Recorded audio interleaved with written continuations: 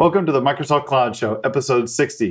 In this episode, we're going to talk to Paul Schaeflein about Microsoft's cloud identity and Azure AD and how it relates to Office 365, as well as some developer topics related to identity. Recorded live November the 26th, 2014. Welcome to the Microsoft Cloud Show, the only place to stay up to date on everything going on in the Microsoft Cloud world, including Windows Azure, Office 365, SharePoint, Exchange, Lync, and related technologies. Just the information, no marketing, no BS. I'm Andrew Connell. And I'm Chris Johnson. And we're just two dudes telling you how we see it. Good morning, CJ. How you doing today? Not bad, my friend, not bad. It's a little awkward. As I explained a couple episodes ago, we're recording three, intros to the show all in succession on November the 26th that are all getting released over the next 3 weeks. So that's the third time that I've said, how are you this morning? And it's only been a course of about an hour. Hey, it's always nice to be asked. You know how it goes. Exactly. I see you're wearing the same shirt for the last 3 weeks. Yeah, totally. It's reuse, baby. See, my shirt used to be white. So it's been 3 weeks now. It's looking a little green. Yeah, it's looking a little turdy there. You got to scrub that up. Hey, so this episode is, again, like the last one we did with Jeremy Thake. This one is with a friend of ours named Paul Schaeflein, who lives up in Chicago, Illinois. And I grabbed Paul at the SP Live 360 conference in Orlando on November the 20th, 2014. And Paul and I found a little spot outside the conference, sat outside, so you'll hear a little bit of background noise from being outside. And the topic at hand is about Microsoft's cloud identity. And that specifically means Azure Active Directory and how it relates to users and apps and all of that stuff. Paul and I dug into the conversation. We talked a little bit about started from scratch. I played the role of someone who doesn't really understand this stuff, which was not too hard to fill that role. But what is Azure Active Directory? How does it work? How can customers take advantage of it? And then how does it tie into Office 365 identity?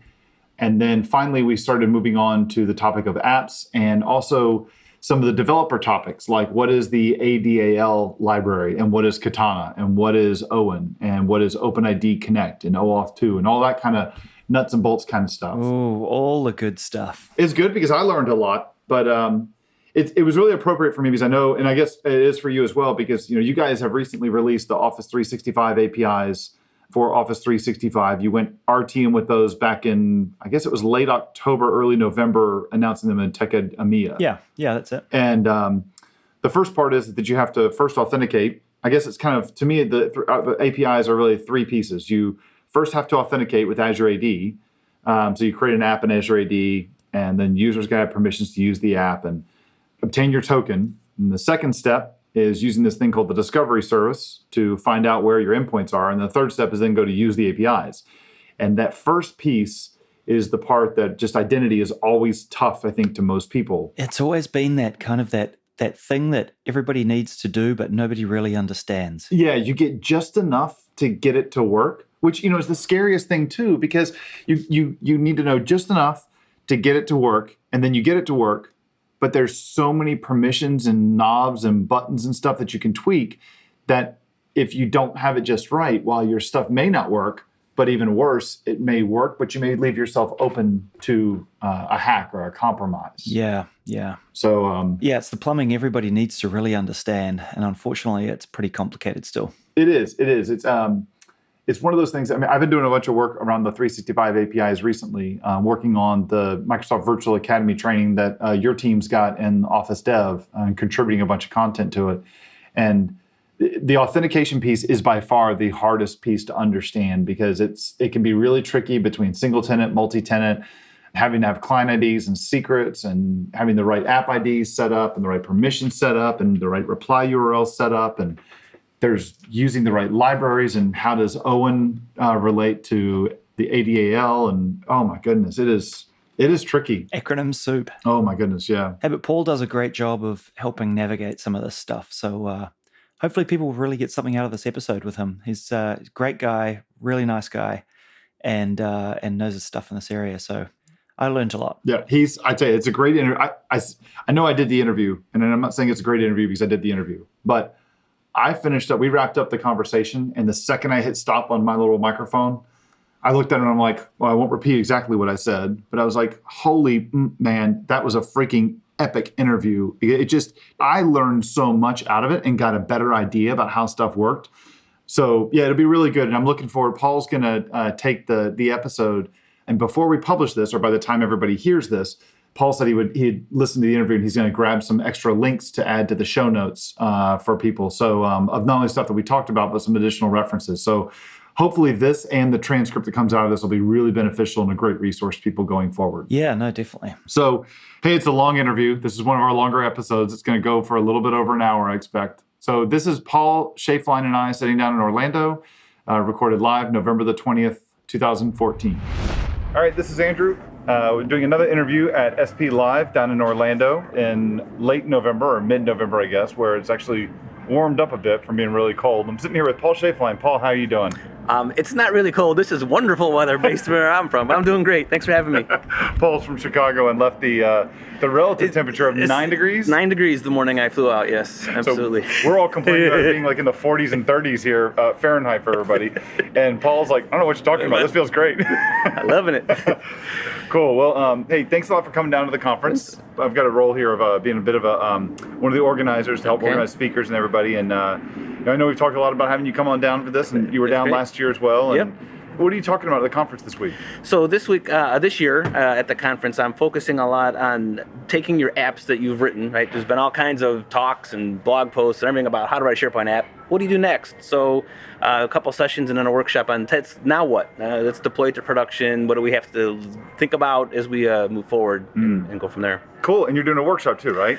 Yeah, a workshop I call the Apps the Next Level, which covers on a lot of different topics, deployments and certificates and logging and security. Which I couldn't do a talk without security. Yeah, so, of course. yeah, exactly. So so just trying to give people things to think about as they try to mature their apps. Cool. Yeah, I did a workshop on Monday where I did kind of like an overview on what the SharePoint development story looks like, and we started with like some people had no experience with SharePoint at all, so it was like here's a farm, here's a web app, here's a site collection, and then went into here's the solutions, don't dismiss them right away, don't go to them right away either, and then here's the app model and here's the APIs, and just kind of get people up to speed on it. It was funny at the very end, I said, if we have time, I'll talk some about identity and security and stuff, but I'm not going to do it in like just a few minutes. We need a good hour of time at the end.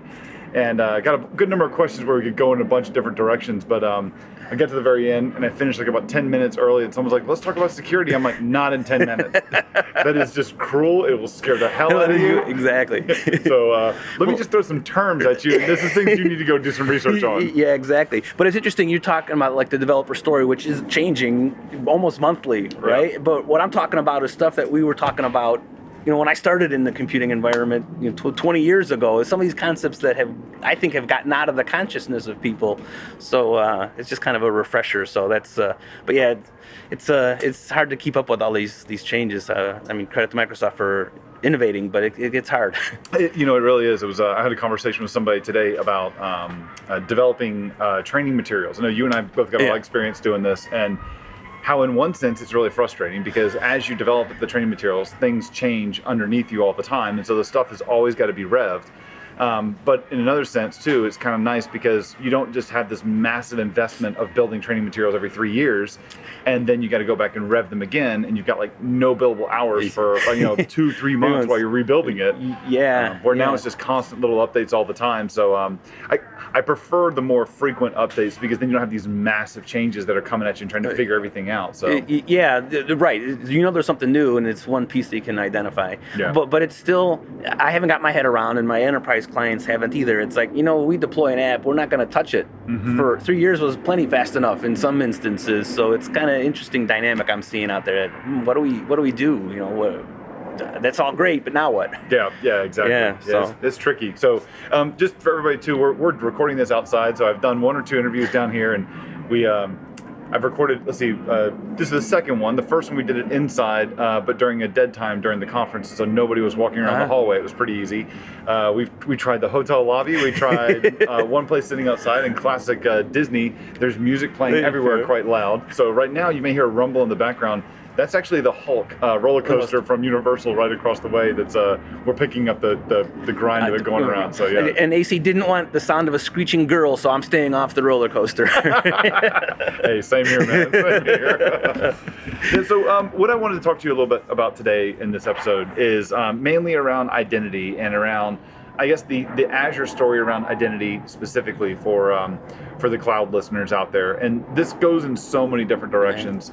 In the past, we've done a couple different episodes where it's a topic that we've had a lot of questions about. Like, for example, BI comes to mind. And there's a lot of questions, don't really know the landscape. And we just kind of worked our way all the way through the landscape of like what we're looking at here. Kind of want to do that in this episode as well. Okay. So we'll talk about what identity and Azure. We'll talk about how it interfaces or how Office 365 can take advantage of it. And then also how developers can take advantage of it in the different stacks.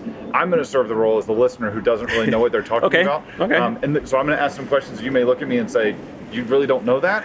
But the other advantage is that there are a lot of these things that I really don't know, and so I can play that card, and you won't know which one I'm being honest and which one I'm playing the role. There you go. Excellent, yeah. So Azure Active Directory, right? So just in a nutshell, what would you say? What is Azure Active Directory for those that know what Active Directory is in Windows, like on their machines today? Yes. So if you are familiar with Active Directory and you're running a network, it's almost what you want it to be, but not quite. So and that's typical of most companies. They have a brand or a name, a service mark, and they want to use the same thing. So they say Active Directory, and so I wouldn't call it necessarily Active Directory as you experience, but it is a cloud-based directory, and that means you can put things in there like users and groups or roles and applications and all kinds of typical things you'd expect of a generic term directory. Like we had in Novell had a directory, and Microsoft has a directory, and Oracle has a directory. So it's really good in that regard, and it's got all the cloud goodness that Microsoft's bringing to the table wrapped around it. So okay, that's where I would start it, saying it there. All right, so then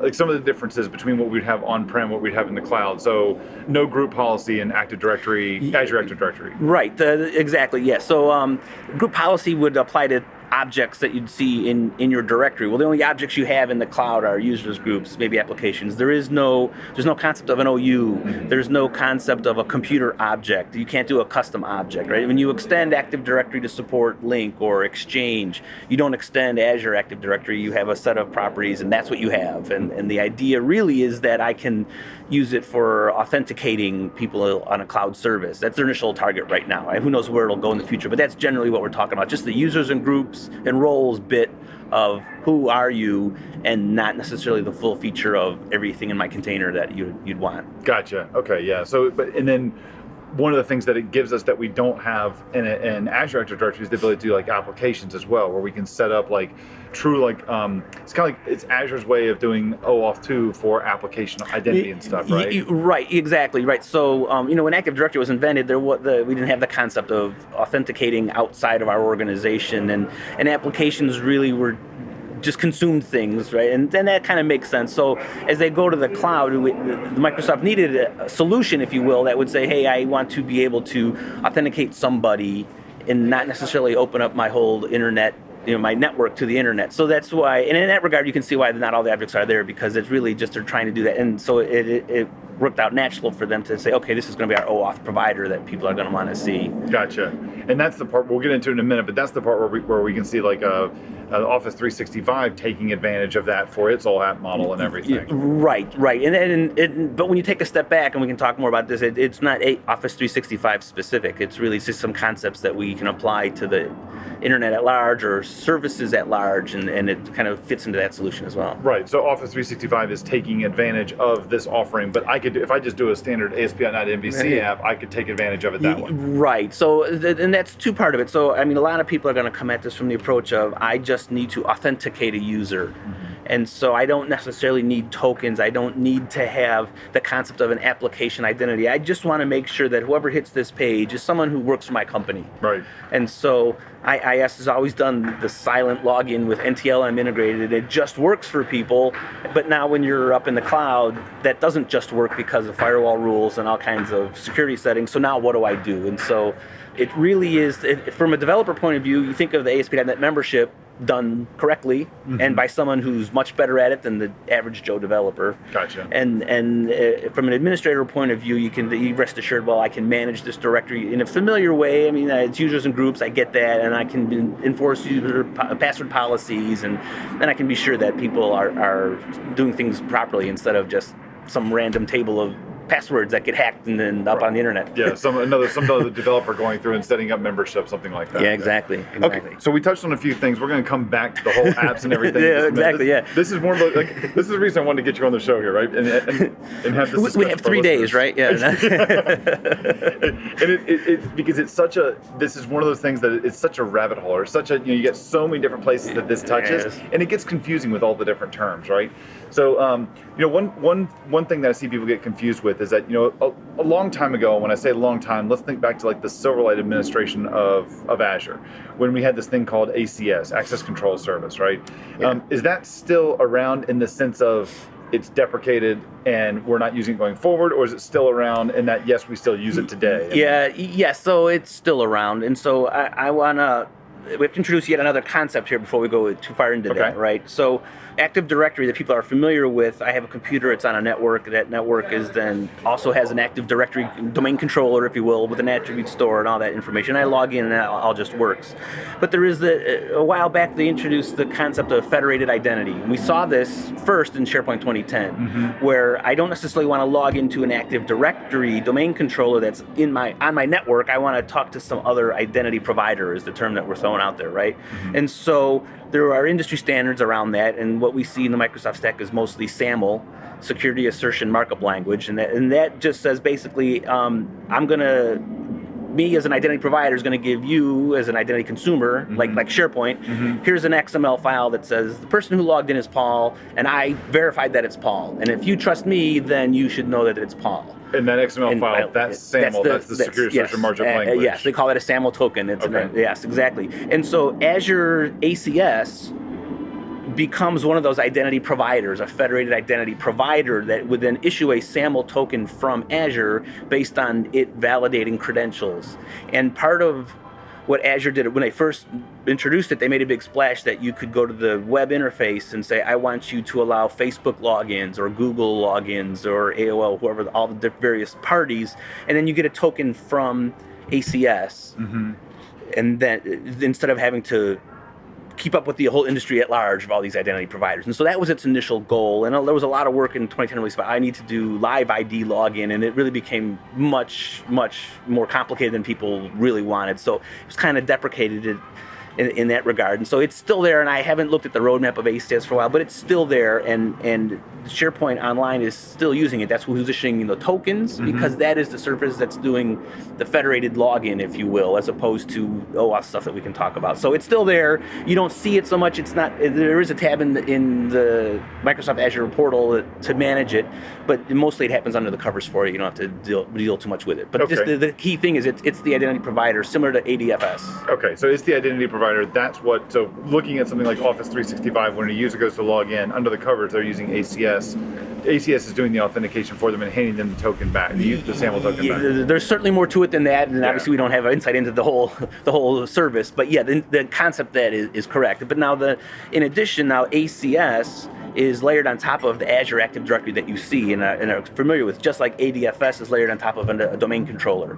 So yes, ACS is involved, but you can manage things by the user page in Office 365 or in Azure. It's the same directory, which is a good thing. You only want a single directory, ideally, to manage. So yeah. Okay, that helps. Other parts of Azure Active Directory that you think that we might want to touch on here. Well, that was one, but I want to talk. We're going to get into things like OWIN and ADAL and OpenID Connect and stuff like that. But before we dive into those things, which are a little bit more current, anything else you can think of that we should probably touch on that I'm not thinking of here? Yes. So since Azure ACS came out, and like I said, that was the SharePoint 2010 timeframe, which would have been late 2009 probably, right? And so obviously the industry has moved to the identity standards, the most popular OAuth, so open authorization, so OAuth. And so Microsoft has done a lot of work in the Azure Active Directory to participate in those standards, so it can issue OAuth tokens. And in addition now, as people are moving to cloud-based services, Microsoft wants to be involved in that space. And so they understand that if you have a cloud-based service and you're writing an app and you want to store users, you're going to have some type of facility for people to maintain users. So in addition to just having the directory, now they have an API for maintaining it. And that's where this ADAL that you mentioned, the Active Directory library, I can't remember what the second A stands for, but it's basically an interface for you to add and remove users and change group memberships and so on. So there's that part that gets involved as well. So that's not doing any authentication. That's just more of the management of your AD directory. Yes. So the ADAL, that library, is really around the administration. It's Active Directory Administration library, and that is about administering the objects in your directory. If you're doing access control, that's ACS.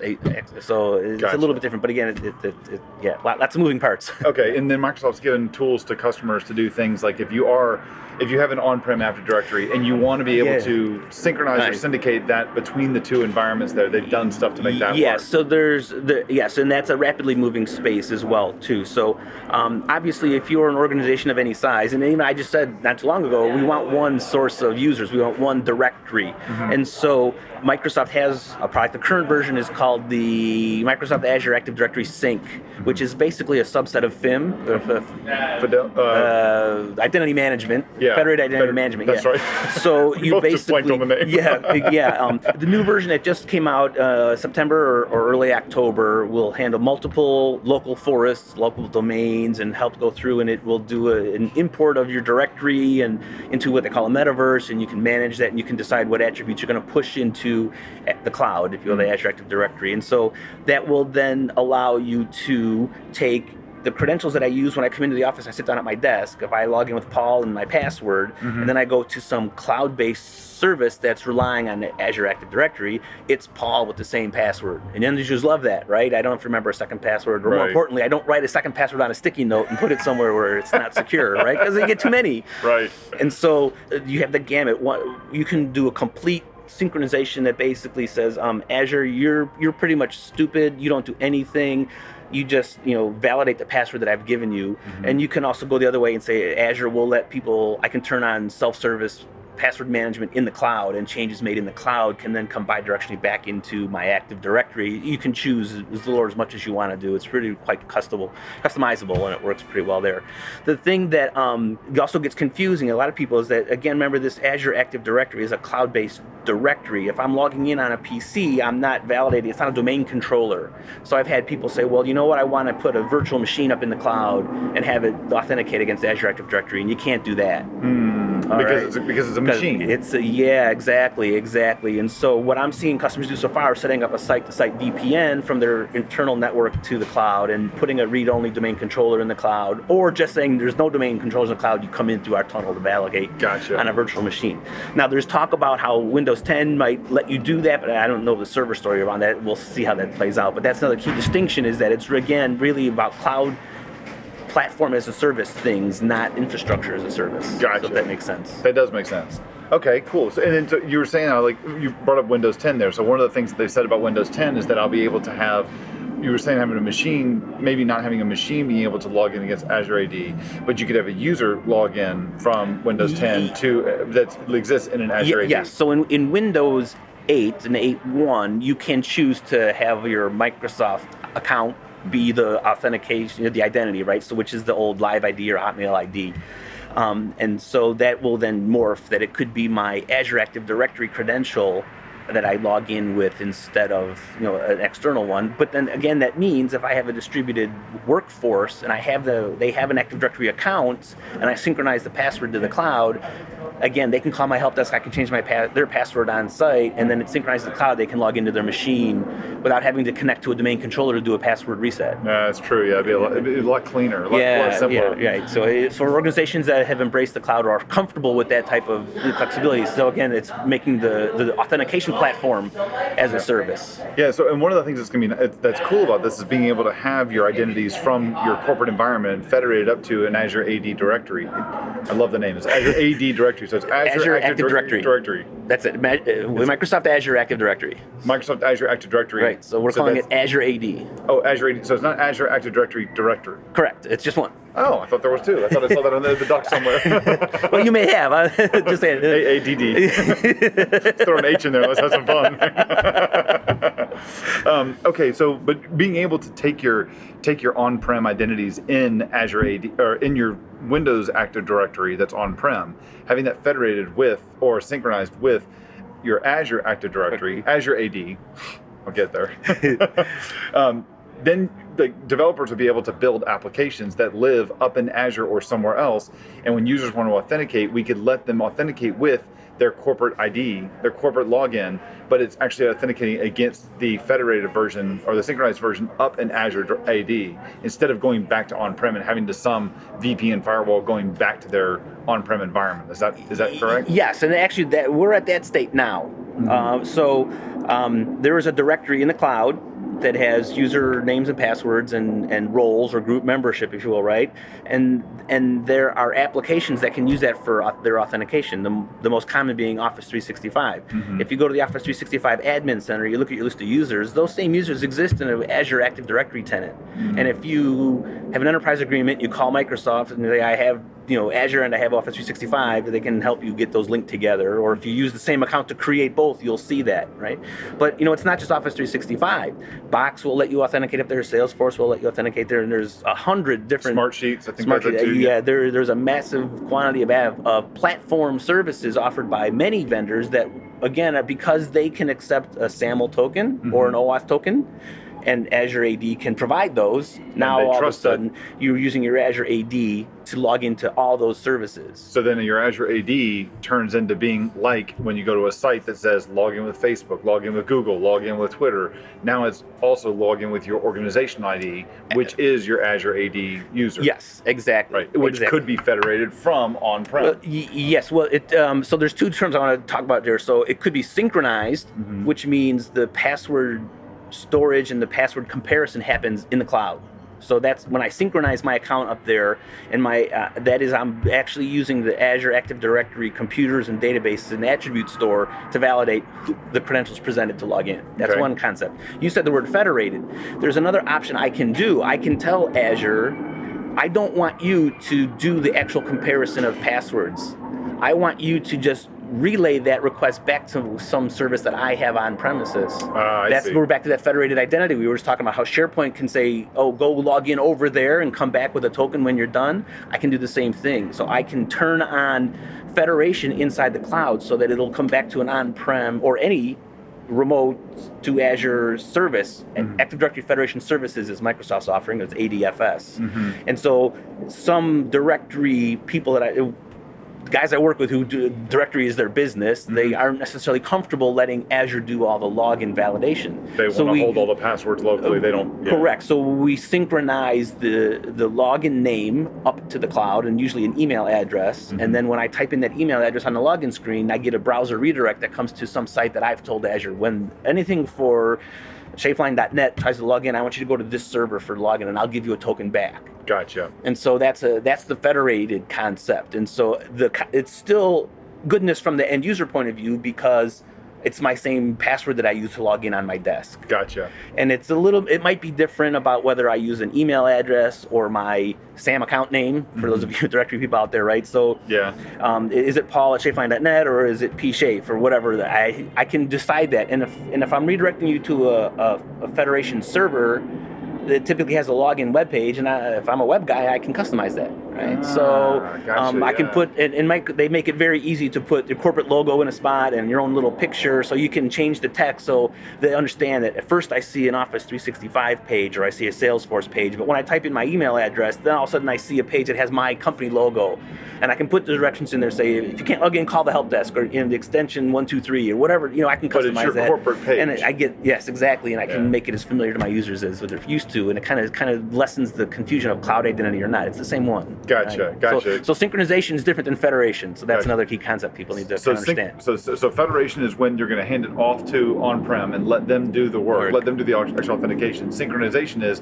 you effectively have a copy of your account up in Azure AD that is being kept in sync between the two. So when you go to log in, it's not the same account, but for the end user, it's pretty much the same thing. Yeah, and the other benefit there is if I'm writing a custom application for expense submissions, and I only want people to approve expense reports if they're a member of a certain group in my Active Directory. If I synchronize that group membership to the cloud, now my cloud-based app doesn't have to call home to validate if you're a member of that group. I can ask Azure Active Directory, so I can make them come back to log in, but it's a little less risky to say, are you a member of a group in the cloud? So that way I can improve my performance by doing that. That's true. Yeah, that's pretty cool. And then it gives you the ability to sit there and push stuff up into the cloud, not having to put it on-prem because that's where your directory is.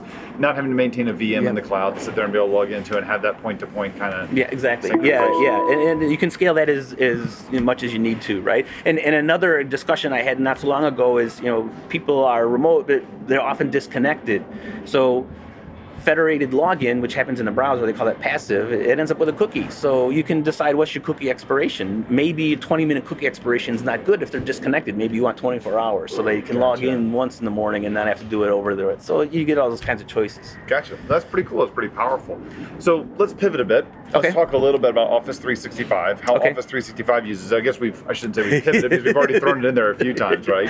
And then we want to talk a little bit before we wrap up here about some of the development technologies and stuff and how developers could take advantage of these things. Because I know for me, until very recently, it was a little bit more, it was very confusing. It makes a little more sense. Honestly, since I talked to you last night about it, it makes a little more sense. So Office 365, my understanding is, and you touched on it, is that when I sign up for an Office 365 account for my corporate tenant, right, I'm going to get an Azure AD set up under the covers. Regardless if I have an Azure subscription or not, I'm going to get that subscription. It's going to be created for me. I don't see it or anything, but there is a way for me to go in, create an Azure subscription, and even if one's been created before the other one, or vice versa, being the two things I'm talking about being 365 tenant or an Azure subscription, there is a way for me to go through and marry those together so that I have the same directory in my Azure subscription is the same directory that's in my Office 365. So when I go look at my users in the directory in Azure AD, and then I go look at the users in the admin portal for Office 365, I will see the exact same people. Yes, and so it can be very confusing. So when you create an Office 365 tenancy, you provide an account. If you use the same account when you provision your Azure tenancy, things all look nice. But that never happens in organizations, right? Because Joe in the sales department pulled out a credit card and got Office 365, and then the IT department comes along later and it's kind of a mess, right? So there is a wizard. You can go through in Azure, and so I can say I want to add a second directory to my Azure tenancy. So we keep saying Azure Active Directory like it's one thing, it's not. So just like in Azure, you can have dozens of objects of any kind. A directory is a kind of object. So I can have multiple directories in my tenancy. Right. So I tell Azure I want to add a tenancy. And one of the options is it's an existing Office 365 tenancy. And then you log in with your Office 365 Global Administrator account to prove that you have it. Right. And then they will, in your Azure management portal, you'll see two directories. One is the first Azure one that was created, and one is the Office 365 one. Gotcha. And we typically tell people, you know what, delete the original one, because people are going to do the wrong. If you have two, they'll pick the wrong one half the time, right? I'm one of those people. I did that same thing. Yes. I had signed up originally for Azure before I had 365, but I signed up using my Microsoft account, which happens to be my email address, right? And then I go over to Office 365 and sign up for a 365 tenant, and then I change the domain to use my personal domain, and which happen to also be my email address. So I have a Microsoft account and an organizational account that have the exact same email address login. I finally have changed the passwords on them. They used to be the same, right? But I finally have got two different passwords on it, and to go through and set that up so that my organization account was the global admin and the main and the primary for all my Azure subscriptions. And so I'd have a single directory, a single login that had God rights on every single thing. It took some time to do it. And it's scary as hell because it's one of those things that if you feel like if you get it wrong, then all of a sudden you just assign some random object that you can't log into anymore. It now has admin rights over my Azure subscription or my 365 subscription. It is. I was terrified. But when you get it working, it's all like, so That's beautiful. My Microsoft account is Hotmail, right? I got a gray beard. I had my address at Hotmail, not Outlook. So I actually had my Office 365 was initially provisioned with my Hotmail account, and then so in Azure I did it with my org account. And once you get it set up now, if I happen to hit Azure and I have a cookie from my Hotmail account, it figures out that, oh, that's really the same Azure tenancy. So I can log in and administer my Azure tenancy with either account now that I've got it set up. Yeah, that's same here. But again, there is a wizard that goes through that, and I think the instructions were pretty straightforward. Yeah. You know, granted, I might know more about it than most, but yeah, it is doable. It was, yeah, the one thing I did find that was a little confusing when I did it is that there was a part when I was trying to add the global admin user, there was something I had not checked to show the users from the other directory, because I had two directories, right? Okay, yeah. I had the default directory that I had originally in Azure, and then I had the Office 365 directory that I could then see in Azure, but I wanted that to be primary and wanted the global admin from 365 to be the Azure subscription admin. And I couldn't see that. All it would show was my one account, showed the little Microsoft logo next to it and not the little blue card, right? Yeah. I was like, I couldn't find it. So finally it was just like, I was complaining about the docs, and it's just because I had not selected which ones do you want to include in this filter, and I was like, I only had one thing checked. Oh yeah. So, yeah. but that was more of a, I think that was more of a me problem than it is a. That's and when it's unfamiliar, it's direct security and directory stuff. It's. I do want to say it's scary because you're afraid if it's one of those things that if you screw up, it's like the question with the SQL database. Are you sure you want to drop this database? It's like, let me make sure which one I'm dropping. Exactly. Hold on. Yeah. And to make things even more confusing, when you have a directory, you typically identify a user using a UPN, user principal name, and a user principal name typically looks like an email address, and an email address has a user part and a domain part. So I can have a single directory but have many different domains as part of that directory, right? So if you have multiple domains like a .com or a .ca or a .es, they can all be multiple domains in the same directory, or they can be separate. It really can be, That's where mine's confusing, right? I'm posting mail for my mom and my dad and my wife. They all have different domains. Yeah, exactly. Yeah. Okay, so 365, you can take advantage of this with the users and having them both in directories. And one of the things that's cool about that then is that let's say I have an application that I want to write, some ASP.NET application. It can run over in Azure. I can set up the authentication where they log into Azure AD to get a SAML token, a token for that user. And then that same token, because it's coming from the same directory, could be used to get into Office 365 and do some stuff and provide single sign-on essentially. Yeah, and that's the work that Microsoft has been doing recently in the part of the big announcements that happened recently in Barcelona is that now there is a single source to authenticate users amongst other things. And we said Azure AD can have users in groups. You can add an application into that. And that application can do a couple things. One thing that most people expect is you can say, I want to use federated login for this application. So that's still coming back on-prem, but instead of the token going to Office 365, it goes to your app. I see. And then in addition, now they've extended other attributes of the application object, if you will, right? So I have a user and I have a first name and a last name and a UPN and so on. For an application, I can have a set of rights, and this is what you'll see in the tooling now that they've announced, where I want to grant permission to the mailbox or whatever. So those are all attributes added to the application object in the cloud directory that it now, since it's all in the same directory, it all works together. Gotcha. And that's what facilitates so let's go take a step back. When we were doing SharePoint apps, SharePoint 2013 came out, day one, we wrote a SharePoint app, and to launch that app, we had to go to site contents in a site collection and click on the icon there. We initiate that conversation, if you will, from SharePoint. Now that apps can be put into the directory, I'm not married to having to start in SharePoint. So if I just have a web app that does whatever, I don't have to tell people go to SharePoint first and come back. I can just go to my app and say, hey, log in using the same directory they did in SharePoint. Get the token, and then if I happen to need something in SharePoint, talking to a guy at lunch today who was complaining about storing files in a server database because of his whatever app. I said, using SharePoint, and he wasn't, right? But now you can. So that's where you get all the goodness. And that's not just the app authenticating. That could be the user authenticating, or either or both, right? Yeah, exactly. All those concepts we learned about in SharePoint still apply. It's just now the token's being issued by, the token was always issued by Azure, but now it's got more... It's more visibility. More visibility. More control. And so, okay, so let me roll back a few things. So you said you were talking a little bit about, I love this topic because there's so much to it. And it's so cutting. It's really bleeding edge kind of stuff. It's always not changing. It's always, I'd say it's always improving. It seems like it's changing, but it's just because more stuff is getting added to it. So, all right, you mentioned a little bit about the permissions associated with the app, right? So first, actually, before I do that, one thing I always like to clarify with people is that when they go in and they create an app inside of Azure, so it's when you go in, you log in your Azure Management Portal, you go to your Azure AD.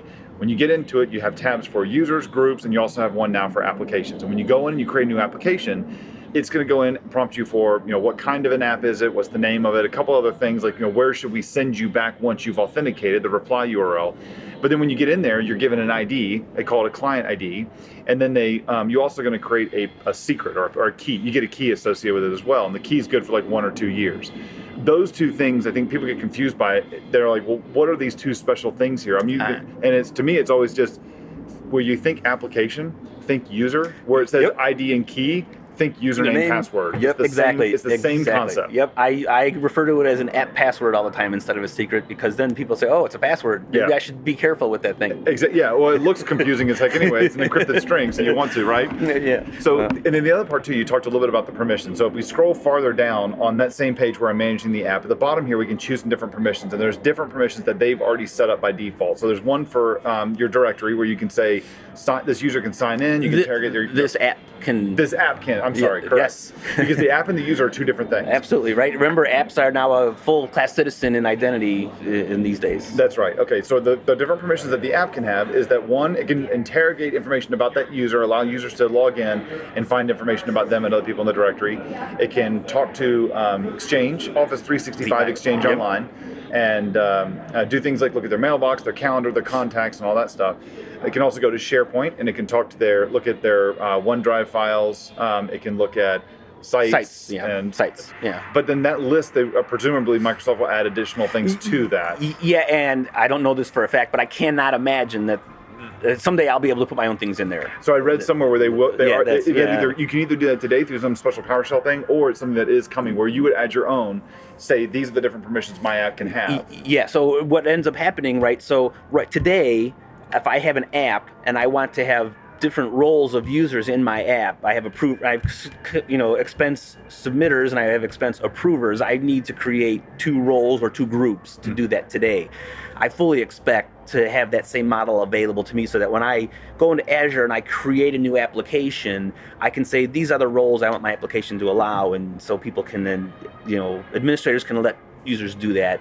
But then again, sometimes I don't necessarily, my example may not be the best, because when the experience right now, when I want to use an app, I have to grant consent for that app to read my mail. Right, as a user. Right, so as an expense report application creator, I don't want every user to say, yeah, I'm allowed to approve my own expense report. Right. So you have to kind of think through, just because I can do that, is it appropriate? It really gets you got to understand what context are we in, the user context, administrator context, and so on. Maybe you need 2 different apps, one for an administrator, one for the admin, and then it's like, doesn't matter what rights the user has, the app is only designed to do these things. I think most organizations will end up with some of those attributes being specified, but wanting the ability to say, don't show this to the user, just use this default setting. So as an organization, I can push out this expense app, and I can then write a rule that says if you're a member of Group X, then you get this permission. I think eventually we'll get to that part.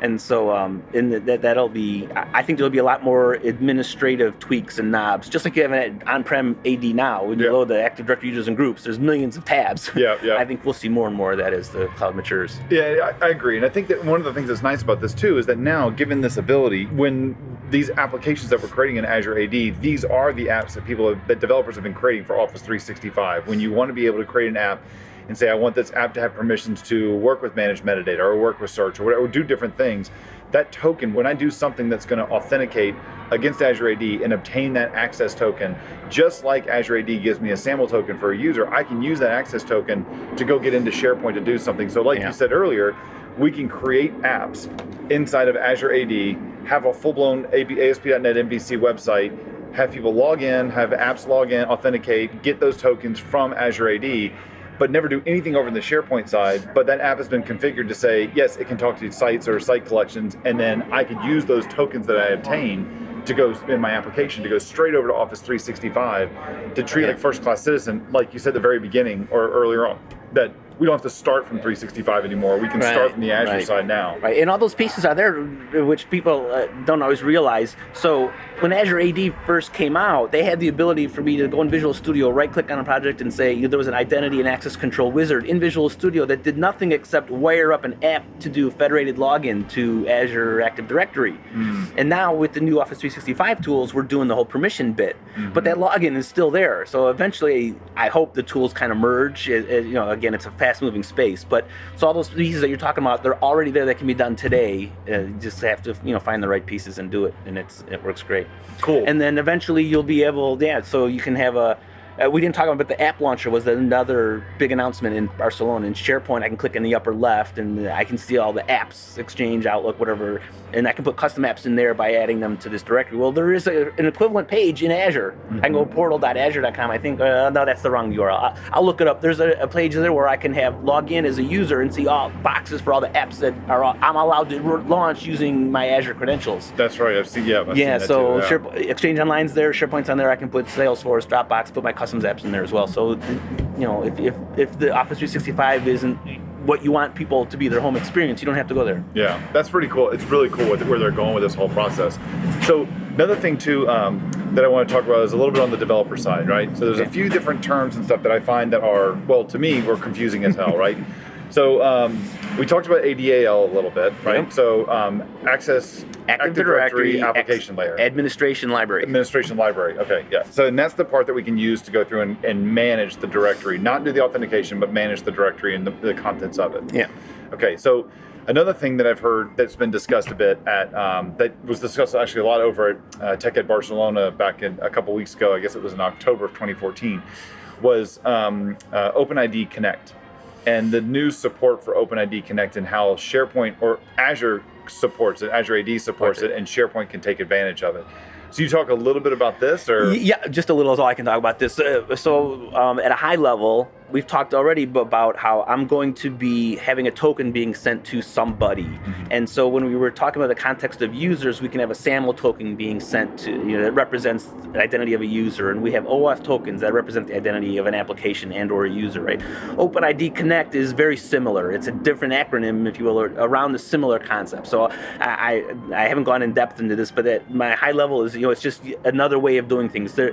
OAuth isn't as secure as on-prem logins, right? It's still tokens, and there's some issues that some people have trouble with. And so my read on that is the Azure team is just saying, if there's a new standard, we're going to be there because we have the attribute store. We can validate who you are. We'll give you whatever you ask for. Right. There was a session by a couple of people at Tech Ed Barcelona, and the presenter Mauricio Ordonez, who's on one of the SharePoint program managers, one of the main engineers there, and working around the identity space for the Office 365 side, but works really closely with the Azure side as well. The way he was describing it is that it's kind of like a wrapper, like you said. You get a SAML token that contains all the claims about the user. You get an access token that's going to be for the application. But what we don't have is something that kind of wraps both of them together. And what OpenID Connect is going to give us that access token. When I go to authenticate, I can say, give me an access token and give me a claim to go wrap up together. Yeah, right. Because in the scenario we've been talking, it's multiple conversations between your app and the identity provider and the consuming application. So that's great to say, I know I'm going to need three things, give them to me all at once instead of having to come knock on the door three times. That's right. I can see that. Yeah. Yeah. So that's one thing that they were talking about in with respect to like Office 365 APIs. Another thing too that this one tripped me up a lot, right? And it's something called OWIN.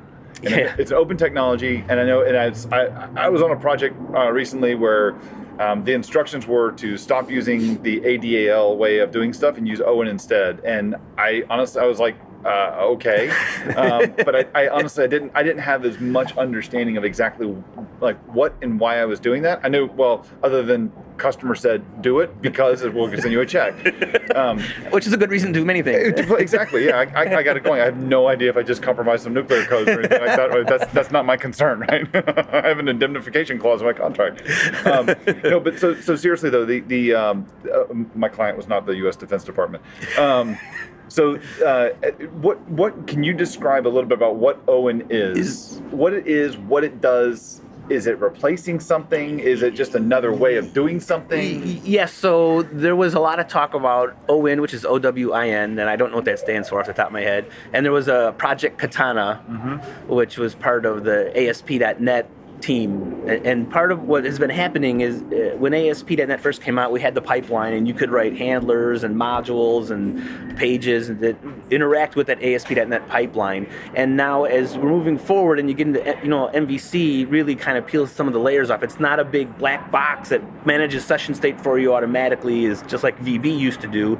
It's really more of the core pieces of the ASP.NET pipeline. And so the Project Katana and this OWIN framework is more about letting a developer swap out things or add things to the ASP.NET pipeline to do specific tasks that they want. And when you think about a page lifecycle, well, a classic example is that when SharePoint apps first came out, we got token helper for a provided host or app. And in the page load or the page pre-init, they were doing some validation of the token. But you can kind of argue, why should I have to be putting authentication or authorization code in my page? Because if I have 100 pages, that's 100 times I got to do that. Right. So if I can push that further down in the stack and let ASP.NET say, you know what, if they're not authorized, don't even come call my page because they don't belong here. Right. So like do it at the handler level kind of a thing. That's how I interpret it. I'm sure that, you get an OWIN expert on who you might have a better explanation. But that's my understanding, is I'm trying to get that code out of a page or out of a controller and more into the framework and validate it where it belongs. Gotcha. Okay. Yeah. So it's more handling the authentication at the first initiation of the request, and if they don't have the token, then you can send them off to go get a token. And that's sending. So the way I understand this, right? So ADAL is a library, and so from Paul's point of view, why should I write the code to send you off to get a token? That's part of the library. So I don't know that you're necessarily swapping out ADAL with OWIN. I think maybe you're calling ADAL from lower in the stack. That's just seems to be how I can explain it and gain some traction. Well, and that's similar to my understanding too, because I think when we go in, when you well, I should say similar to my understanding, but just to be clear, you cleared this up a lot for me as we were standing around having a beer at a reception last night, and then today I was working on my project, and all of a sudden they're like, we need to add some error handling and stuff in here, and the one exception they said, you want to make sure you handle in the OWIN authentication piece is the ADAL exception. I'm like, okay, so OWIN the wrapper around ADAL to be able to because ADAL is exposing an exception to OWIN that I need to be able to trap when authentication fails or something like that. Yeah, so that's what seems like what's going on. But yeah, so it looks like OWIN is. So the way you described it, I mean, OWIN sounds like it's more targeted just for ASP.NET MVC. Is it not something that I would use for the authentication like in a console app if I'm going to one far extreme? I believe OWIN applies only to the ASP.NET stack. Okay. But obviously the libraries, there's portable libraries for various platforms, but that's my understanding. Okay. Longtime associate of mine likes to say, I know that's right unless I'm wrong. I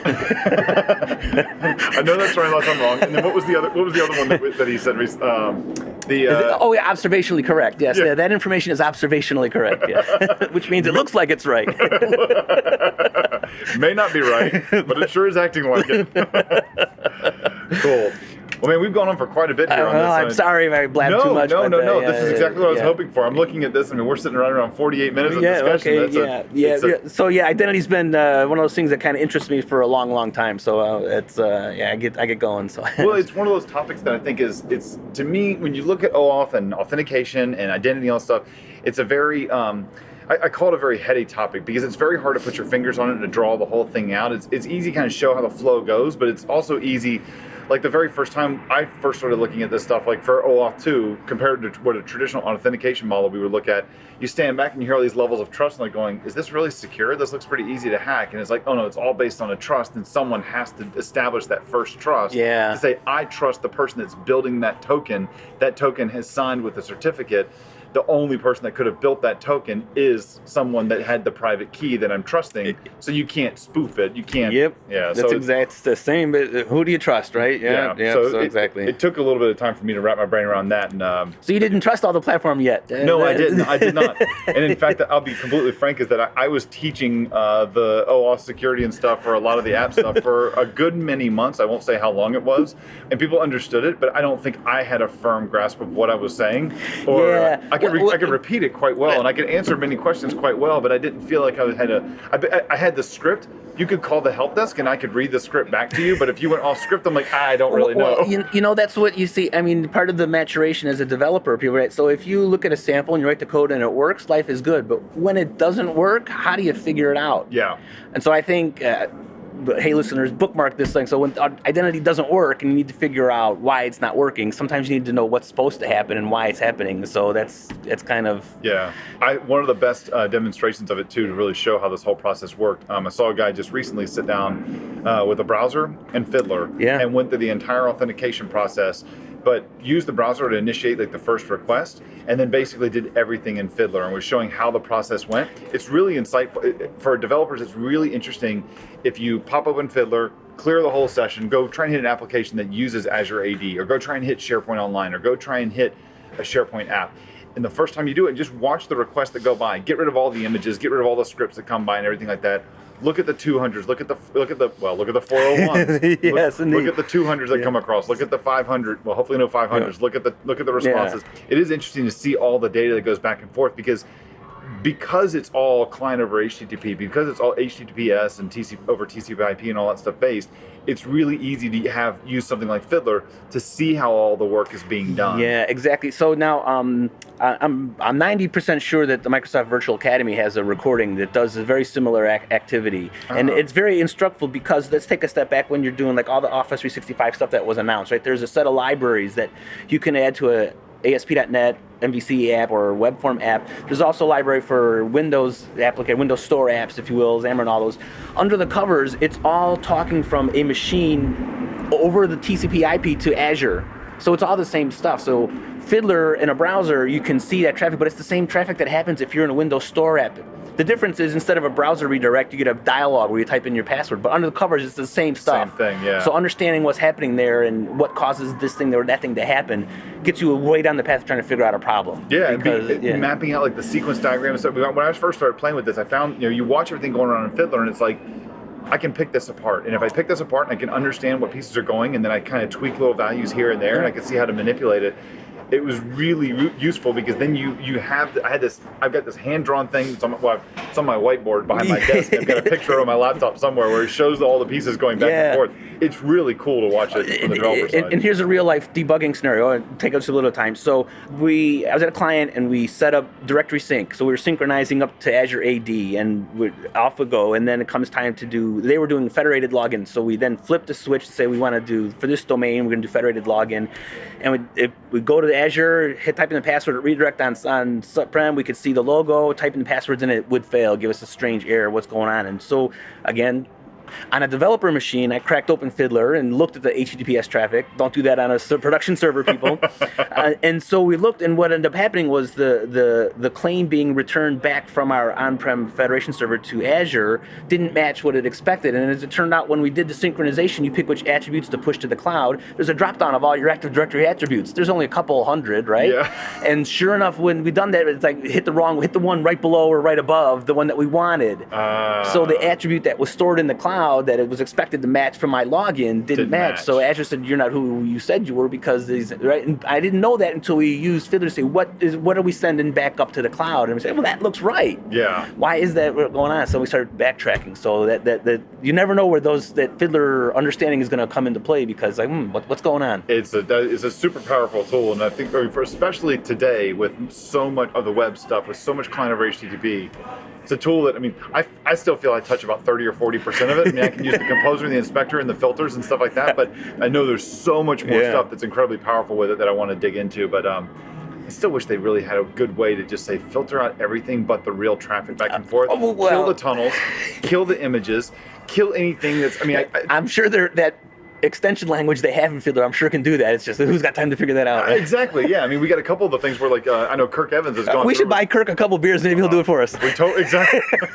We totally should. Kirk's got. So the guy who works in the Azure Center of Excellence for Microsoft. It was an old SharePoint guy, and now he's mostly on the Azure side. He built a Fiddler extension is what you call it. You can grab it, you can put it into Fiddler, and it has a new tab where it will decode the token. The JOT token that comes back, which is part of the whole access token and stuff, and so you can see all the contents of it. It's all in clear text. It's just base 64 encoded. So he just made it simpler for us to pull it out. Yeah. And that thing, he wrote that and he didn't know how to post it to GitHub, and so he gave me the code, and so the account, it looks like I'm the one that wrote it, right? So it's on my GitHub account to go grab that, and I'm like, no, Kirk's the one that did this. I'm finding that's common in the web these days, right? So one guy knows how to do GitHub, one guy knows how to do tokens, one guy knows how to do identity, and between the three of us, we get a working application. Cool. What a great sample. Who's going to take the credit? Where does it go? Awesome. Hey, Paul, thanks a lot for taking the time to go through all this with me today. Where can people find you? Like, what kind of stuff are you up to these days? I mean, we're going to put your Twitter and your blog and stuff up on the show notes and everything. Okay, so my email address is paul@schaeflein.net. Feel free to shoot me a message. It's rather busy these days, so it may be a delay getting back to you. But yeah, so I'm still a consultant working with a bunch of different large firms trying to do these SharePoint migrations and stuff like that. And my website is at www.schaeflein.net. And as a fact, tomorrow I'm doing a session on Design Manager, and I'm going to take my SharePoint 2010 master page SharePoint site and use the Office 365 to try to change the look and feel, because I'm tired of paying a license for SharePoint 2010 on-prem. So I'm going to try to use the public-facing SharePoint Office 365 site, just because my website is just a bunch of articles and maybe a blog. So interesting to see how that works. So you can, if it doesn't look all as pretty as my designer wants, it's my fault, not hers. The session didn't go as well as yours. Exactly. Yeah. So that's you can get a hold of me, and I don't have the speaking engagements. This is the last one I have for this year, obviously, and next year's kind of in the air. So, but I will rekindle the blog now. I'm going to give it, rebrand it, and keep up there. So that's the best place to find me. Also, independent consultants. So you do. People can come to you if they're looking for. If they hear this identity stuff, they're like, "That's the guy we want." Then they definitely give you a call. Yeah, absolutely. Yeah. As an independent, I partner up with a bunch of different firms to help big customers, small customers, stuff like that. So yeah, certainly. Lately, it's been. I'm happy to take your email, and maybe I might be saying, well, you really need this guy to help you because it's that area. So I'm happy to facilitate that conversation as well. Whatever people need. You're very much like me, where someone comes to you and says, "Can you do this?" I'm like, "Nope," but I know somebody that can. Like, don't you want the business? I'm like, I'd love it. Well, or I know it, but I don't have time, right? Exactly. Yeah. So it's a good problem to have, but it is. Yeah. And then obviously, being a Chicagoan, I do want to take a quick moment to make a plug, if you will. If you're coming to Chicago for Ignite and you're a developer, there's a bunch of us are planning a little hackathon the weekend before Ignite to try to spur Azure cloud-based development, and there's some angel investor firms who are going to be involved. So look for ChicagosNext.